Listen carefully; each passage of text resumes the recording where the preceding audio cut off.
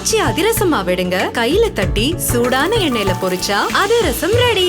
திருவாரூர் மாவட்டத்தில் 2 நாட்களாக பெய்த கனமழையால் அறுவடைக்கு தயாராக இருந்த சுமார் 3000 ஏக்கர் நெற்பயிர்கள் நீரில் மூழ்கி உள்ளது. இது குறித்த கூடுதல் தகவலை செய்தியாளர் மணிகண்டன் வழங்கிட நாம் கேட்கலாம்.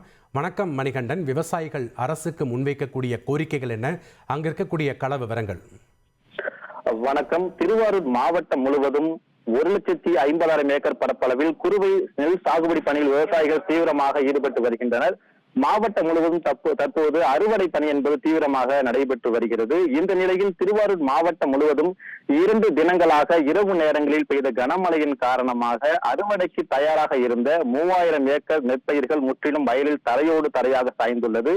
இதனால் விவசாயிகள் மிகுந்த வேதனை அடைந்துள்ளனர். குறிப்பாக திருவாரூர் அருகே கண் கொடுத்த வனிதம், விடையபுரம், முசிறியம், ஏறுகாட்டூர், நன்னிலம் தாலுகா, குடவாசல், நீடாமங்கலம் உள்ளிட்ட பகுதிகளில் ஓரிரு தினங்களில் அறுவடை செய்ய வேண்டிய நெல் பயிர்கள் அனைத்தும் 2 நாட்களாக பெய்த கனமழையின் காரணமாக வயலில் தரையோடு தரையாக சாய்ந்துள்ளது. ஒரு ஏக்கருக்கு 30,000 ரூபாய் செலவு செய்துள்ள நிலையில் அறுவடை நேரத்தில் பெய்த மழையால் பயிர்கள் முற்றிலும் பாதிக்கப்பட்டுள்ளதாக விவசாயிகள் வேதனை தெரிவிக்கின்றனர். உடனடியாக மாவட்ட நிர்வாகம், வேளாண் துறை மற்றும் வருவாய்த்துறை அதிகாரிகளை பாதிக்கப்பட்ட விளைநிலங்களுக்கு நேரடியாக அனுப்பி வைத்து கணக்கெடுப்பு நடத்தி பாதிக்கப்பட்ட விவசாயிகளுக்கு உரிய இழப்பீடு வழங்குவதற்கான நடவடிக்கை மேற்கொள்ள வேண்டும் என விவசாயிகள் கோரிக்கை விடுத்துள்ளனர்.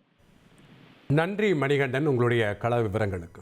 ஆச்சி அதிரசமா விடுங்க, கையில தட்டி சூடான எண்ணெயில பொரிச்சா அதிரசம் ரெடி.